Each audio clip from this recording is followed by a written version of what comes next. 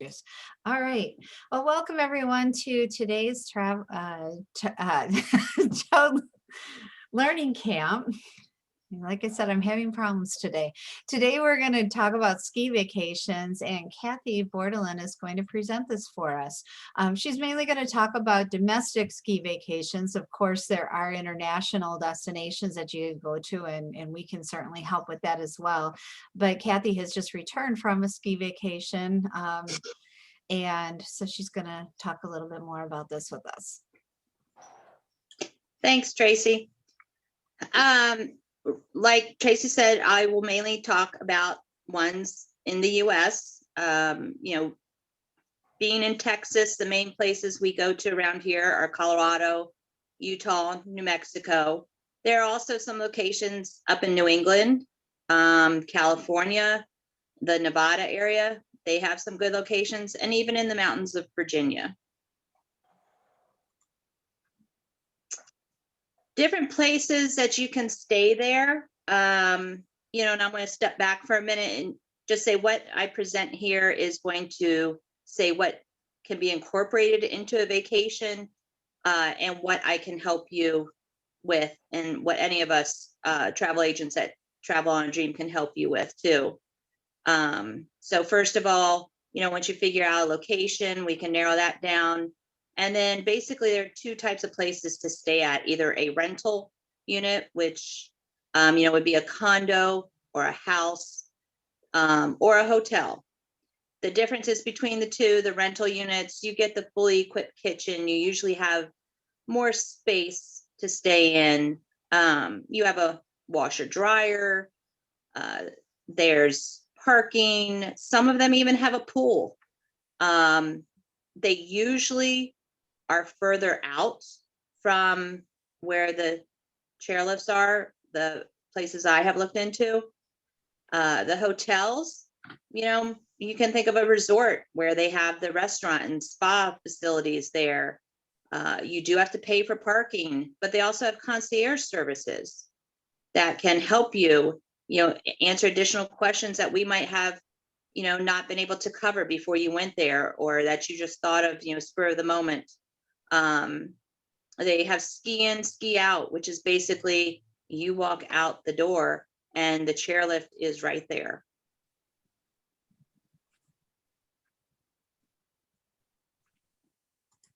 Next slide, please. So for a snowcation, you have to have the attire. You can't go out there in shorts, although some people probably do. Main thing you need is listed here: waterproof boots, the jacket and gloves, big, huge necessity on those. Ski goggles, thermal underwear, keeps you warm, and layers. That is what you'll want to be wearing, are layers. So with the thermal underwear underneath your ski pants, which I didn't put on here, that's another waterproof item you want to have, or waterproof ski pants. There's not much else you're going to have to bring. You can pack lightly on everything else. Ski socks, they are kind of like a thermal sock, and they fit well underneath the boots. Beanies and hats, because it is cold there. When we went in January, it got down to about 0 degrees up in the higher altitudes, and it was very frigid. So you want to keep the warmth inside of you. And then sunscreen and chapstick. People don't think about sunscreen when they go on snowcations because, it's snowing. But when you're in the higher altitudes, you're closer to that sun. And so you do need that. And lastly, you need to consider altitude when you're going to these places. Hydrate the week prior. And if you don't, like many of my family members didn't, you will get headaches. So the Advil is a necessity. Also, when you go grocery shopping for your place that you're staying at, you will want to make sure you have bottled water, Gatorade. Bananas are some other good things to help with for the altitude sickness. And believe it or not, a lot of these places have oxygen bars to go to, and you can get rehydrated there with your oxygen, and that will help. So on a snowcation, besides, bringing a sled and sledding down right outside of the place you're staying at, you can go tubing. It is so much fun. They have the big tubes that you would see at water parks. You can go one at a time. They can let you hold on to the string with your family member or friend, and they'll spin you around. You'll go down the mountain, and it's a blast. We had to make reservations. So with the COVID restrictions, that was one thing we had to do, was make reservations. An hour time was fabulous. I don't know if we could have handled more than an hour, but to get you up to the top of the tubing hill, it's called the magic carpet ride. Think of those the automated walking places in the airports, but it's inclined. So you just stand there and you ride it on up, holding your raft to the top of the hill. It's wonderful. Another fun thing, which is great, is snowmobiling. Anybody can do that. And then skiing and snowboarding. So all three of these things listed here can be done at any different level of experience, beginner to expert. Snowmobiling, they have different tours. They have, like your basic one, then an action-packed one, which would go on more narrow trails and go faster and be more thrills for the thrill seekers of your party. And then the skiing, snowboarding, like I said, they have lessons, which includes the lift tickets on most of them and the rentals. What I would advise doing for those is to do it in the morning, because then you can have the rest of the day to go after lunch to go on the lift yourself and practice what you've learned. And then here are some pictures from our trip in January. Like I said, we did the basic snowmobile tour, because none of us had ever driven a four-wheeler before, or an ATV or anything like that. These were huge pieces of machinery. We each had our own. On the basic tour, you could ride double if you wanted to, so that does cut down on some of the costs. But everybody kind of wanted to ride on their own. And we had our own tour guide. We had started off with a group of 40, and they took us out to this big open area for a practice oval lap thing. And for about 30 minutes, we got to drive around there and practice turning. And it was a whole bunch of fun. And they divide us into groups from there. And we went up into the mountain a little bit on trails. And that, like I said, it was a lot of fun. Picture perfect day, as you can see. Different snowmobile groups offer different things. This one, for $45, they took professional pictures along the way. And then at the end, for $45, they airdropped all of our pictures to us. So we really like that. The next picture was a panoramic one I got on my cell phone at the tubing hill. As you can see, there was snow there in January, but right now, I think they've had almost 3 more feet of snow. So that's one benefit about going later in the season, February, March. There is more snow to be found. But just, snowcations are a wonderful change of pace. I highly recommend them, and just go and have fun. Cathy, did you do the Black Diamond runs when you were there? Oh, heck no. No, and that's another thing. Are certain places for skiing, most of them I think have a variety of the different colored runs from beginners to expert level. Others are kind of geared more towards beginners or more towards the more advanced level. And same thing goes with not only the different colored ski slopes, but what the town and area has to offer. We were in Breckenridge, which is a very cute town, and everything was right there.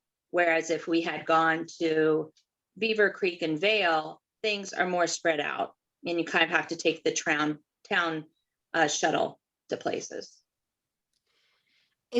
On a snowcation, what are you able to help with? Of all the things that you said you want to think of, I mean, I'm guessing you're not going to go shopping for me, but other than that, what else? Is there anything else that you can't help with?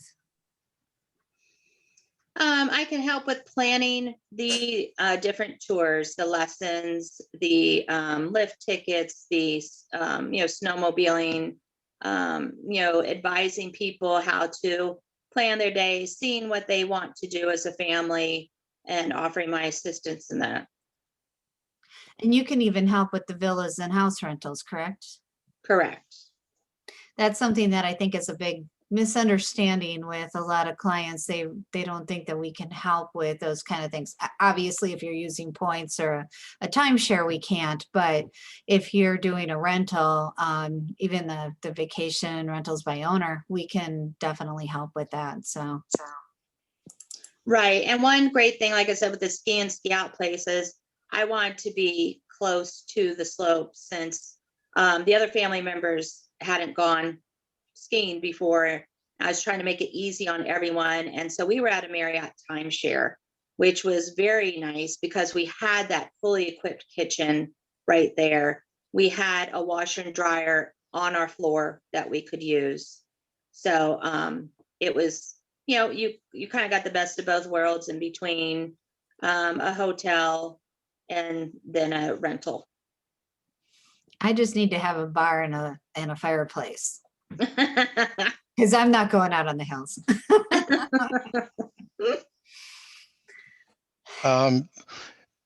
Do you recommend people bring their own skis if they're skiers? Skis and boots and poles, and they're not the easiest things to, put in the overhead. Oh, right. No, they aren't. I saw a bunch of people, they had, if you have the specific packing equipment for it, like the bag and cover, I think there's an extra charge for that for the baggage. What we did was we just rented them because you can get fitted right there. And it was the easiest thing. If you're not an avid skier and have them, or if you're a child that keeps changing sizes all the time, I would rent them. Does that add a lot to the cost? I didn't think so for when we did the lesson package. It wasn't bad because the lesson package included the lesson, the rental, the lift. And like I said, you could use it in the afternoon then too. So by doing it in the morning, they had all day to do it. With COVID restrictions, I'm sure you could find people's pictures out there of how many people were at the base of the lift waiting for the chairlift to go up. And it didn't look like they were socially distanced or anything. It looked like a lot of people, but they were taking reservations to try to restrict how many people were on the mountain each day. Now, our friend Cathy isn't here today, but I'll ask a question that I know she would ask if she was here. Are you able to get her a lesson with a cute ski instructor? Probably. But now that you ask about the different ski instructors, they do have, when you make the lessons, they do ask your level. So they group you accordingly, from like a level of 1 to 10, maybe even more, beginner, intermediate, advanced, no qualifications, they do group you accordingly so that your instructor can help you. Okay. And Tanya, am I right? She would have asked that? Yes, she would have. She asked last week about the golf vacation, so I figured. Does anyone have any questions for Cathy? Other than skiing and slope sports, so to speak, are there anything for, I'm just at the age where, if I fall, I could break a hip. So skiing was about a decade ago in my book. What other things can you do to occupy people who don't want to break a hip? Like I said, the snowmobiling, shopping. Okay. Some places do have ice skating, but that could be a hip breaker. And spa treatments, a lot of different places offer the spas. I'd like to add though that there is skiing in North Carolina. So people from There you go. the South, that's usually where we go Oh. for the weekend trip. If you're going longer, you probably go to at least West Virginia, but probably Colorado and Utah. We have huge mountains in Wisconsin too. Oh, really? I've been to Iron Mountain and a couple other ones up by the Great Lakes. Yeah, way back when.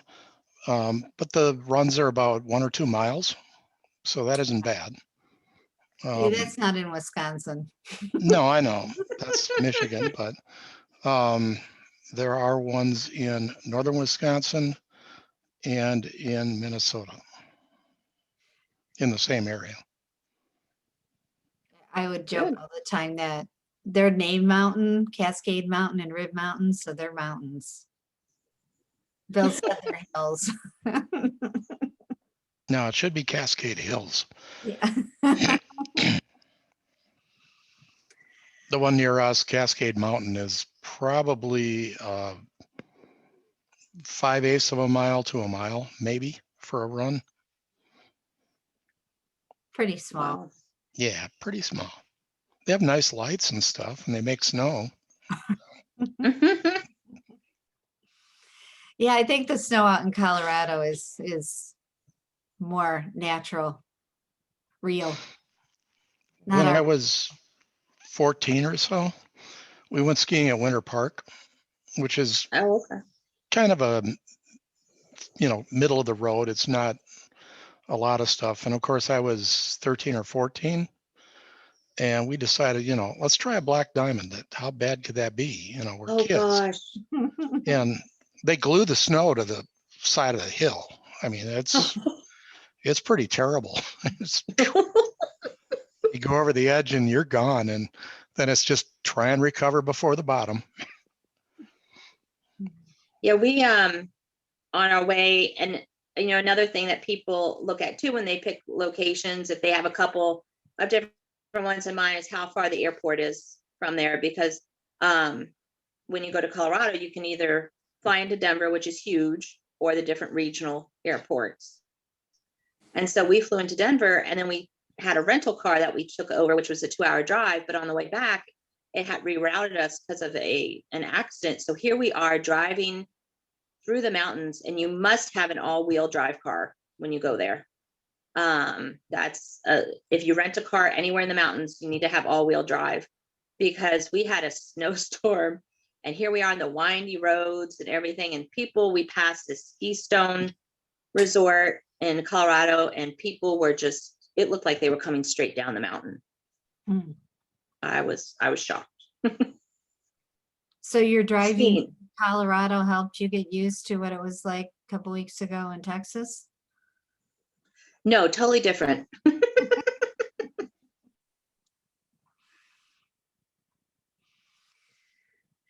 Any other questions for Cathy? As a Floridian now who doesn't have a winter wardrobe, do they rent out all of it? I mean, from coat to pants to boots to all of it? Or is it really limited to just skis and whatnot? I know just the ski, not the apparel that I could find to rent, but we shop for our stuff because I didn't know if we would ever do this again. And I didn't want to buy, all of us like a $200 Columbia jacket or something. I got the stuff for us off of Amazon, and it was cheap. And a lot of the Amazon stuff, you can, try it or rent it. And I've seen for some clothes. So Okay. I think we got our snow boots for like $15 each. Oh, And yeah, so it was really, and they had deals of the day, because I was shopping. We originally were going to go last year at spring break. So I was getting all of the stuff between Christmas and spring break, and they had deals of the day on Amazon. I think I got our gloves for $6 each, and they're the really nice, thick, warm ski gloves. So it can be done, cheaply. I got thermal underwear, I think $5 or $6 for each of our top and bottoms. And that, my husband loves them. He's like, they're so comfortable. He'll wear them around the house in the winter.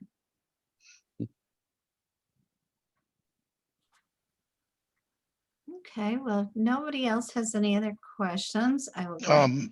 One other thing I wanted to bring up is some people like to do cross-country skiing, and most Yes. ski areas do have around the bottom of the mountain, they have a lot of trails that are in the woods, and same thing with snowshoeing.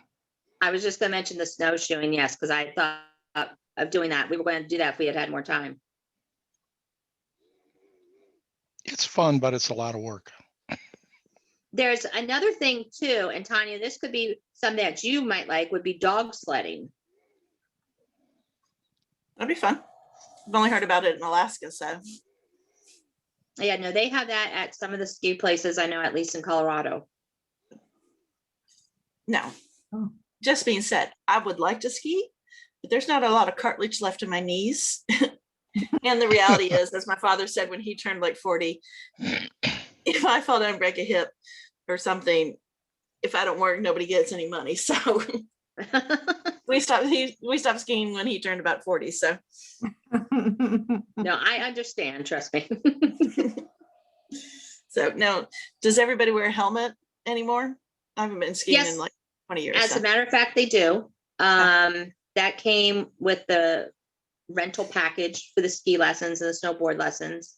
When we went snowmobiling, we had to bring everything but the helmet. They had the helmet there. Usually, I mean, because of COVID, they didn't do this, but usually they'd have a one-piece waterproof snowsuit thing you could put on. But they weren't doing that because of COVID.